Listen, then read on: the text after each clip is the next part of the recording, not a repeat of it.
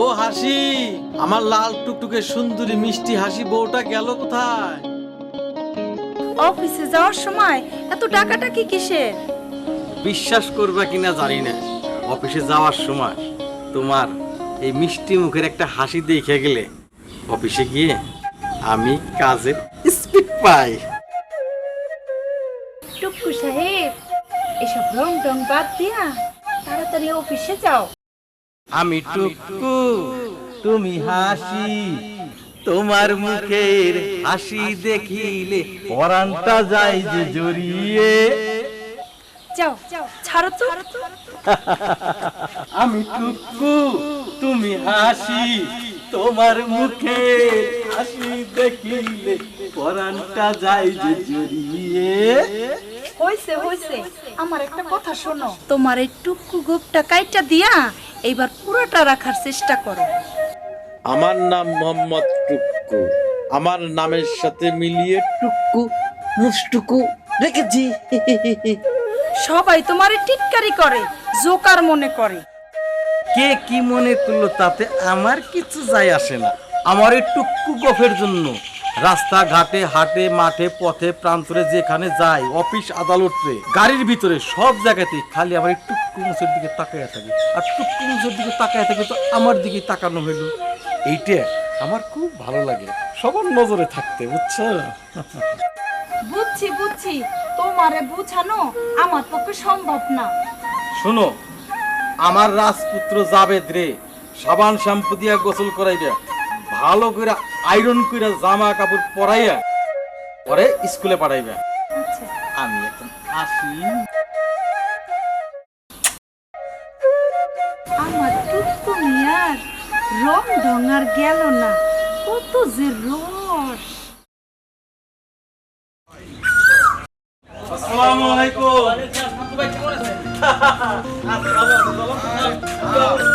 আরে ভাই, বাজারে তো আগুন লেগে গেছে।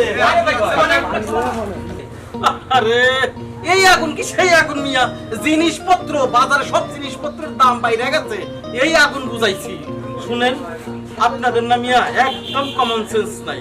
এটা সিম্পল ব্যাপার, সাধারণ বিষয়, মাথায় মগজ থাকতে হয়, বুঝছেন? শালা একটা জোকার। ও টুকু ভাই, আপনাকে একটা প্রশ্ন করি। একটা প্রশ্ন কেন, যতগুলো খুশি ততগুলো প্রশ্ন করেন। আপনার এই মোচের স্টাইলটা রাখার কারণটা কি? কি আর বলুম রে ভাই, আজব এক ঘটনা। শুনেন, ছোটবেলায় আমার খুব অভিনয় করার শখ ছিল।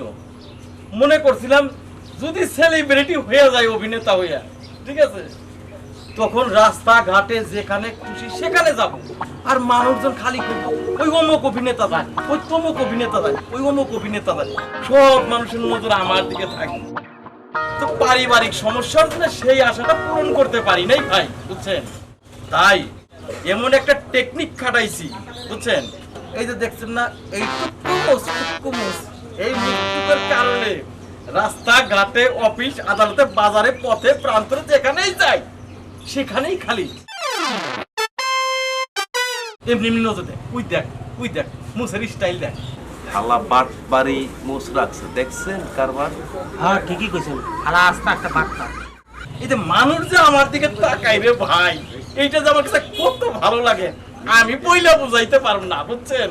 এই হলো ঘটনা জ্বলন্ত ভাই। এখন আপনার প্রশ্নের উত্তর পাইয়া গেছেন? ও ভাই, পাইছি। ও টুকু ভাই, স্পেশাল করে এক কাপ চা দেই। না ভাই, চা খাবো না।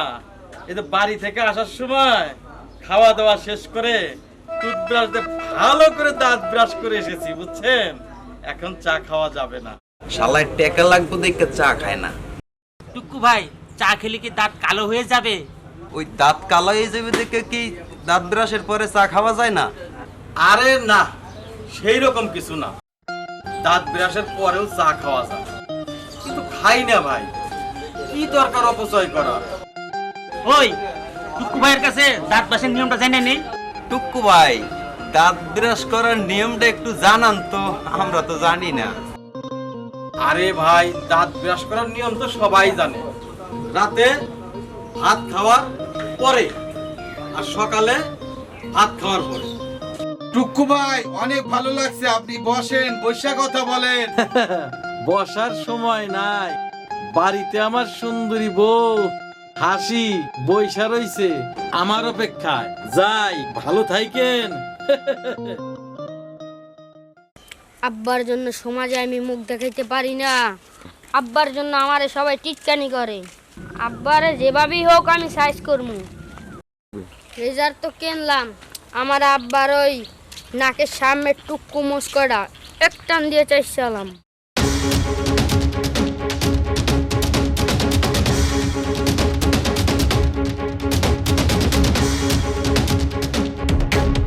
আরে বেটা হাত তো ভাঙ্গা সব হারে ভাত তো খালাই তো আইতাছি আমি। আয় হাত তো ভাঙ্গা চিপে খালাই তো আমি আইতাছি।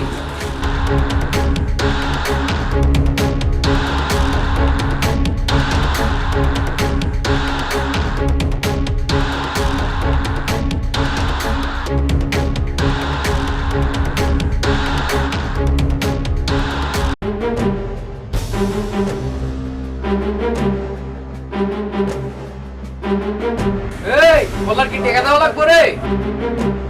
ভাই বলার টাকা লাগবে না ভাই।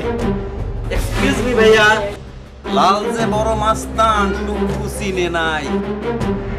আপনি তো এখানে এই কলাটা খেয়ে ছোলাটা যে ফেলে দিলেন, ওই ছোলার উপরে যদি কারো পা পড়ে তাহলে ভেঙে চুরে চুরমার হয়ে যাইতে পারে, বুঝছেন? রাস্তাঘাটে এইভাবে কলার ছোলা ফেলবেন না। আজকে এক টুকুর কপালে খারাপই আছে। কেমন চিনস? না ভাই, ভুল হয়ে গেছে। খালি একটা শুভ কাজে যেতেছি, দীক্ষা নাই তো তার কিছু কইলাম না। থাক।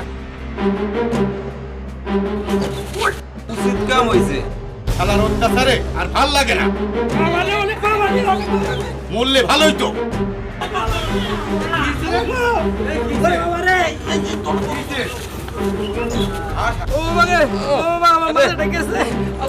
ভাই ভাই ভাই, বেশি কথা পাইছেন ভাই? ভাই আপনার লগে যে বেদর বিয়ে করছি ভাই, এটার ফল দিছে আল্লাহ ভাই। আর কোন সময় ভাই কলাসর কালাসটা ভালো মনে ভাই। আল্লাহ দেখছেন? আবার দেখছি। দেখ, এই হোন্ডা উঠিয়ে দাও। ধরেন। দেখ, এই যান ভাই, ওরে ধরে হোন্ডা উঠিয়ে দেন। দেন ভাই, উঠাই দেন।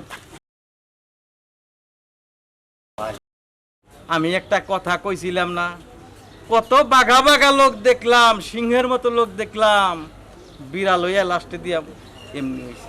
সবাই ঠিক কইছেন ভাই। দেখছেন তো ফলটা কি? ফল তো দেখলামই ভাই। টুকু ভাই, আমাদের দেশ একদিন উন্নয়নশীল দেশের সাথে আগে যাবে। আরে ভাই, আমাদের দেশে যে সমস্ত খনিজ সম্পদে ভরপুর, ঠিক আছে, আমাদের দেশ ইউরোপ কান্ট্রির চাইতেও ইনশাল্লাহ একদিন উপরের দিকে যাবে। ও টুকু ভাই, আপনি ঠিকই কইছেন, এই দেশ একদিন এগিয়ে যাবে। সেই দিন আর বেশি দূরে নাই, বুঝছেন? কোথা থেকে আসলা তোমরা? আইলাম বলা বড় মুশকিল, তারপরও আমরা একদিন আশাবাদ, বুঝছেন?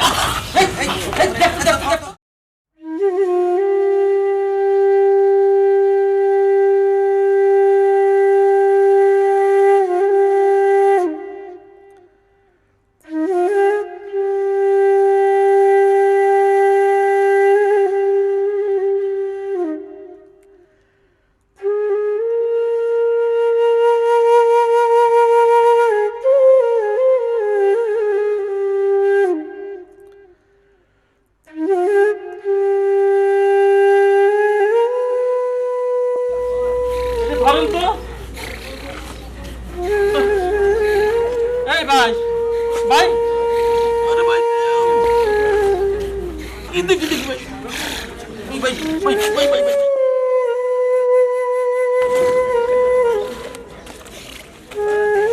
দেখি ধরেন, এই ধরেন ধরেন।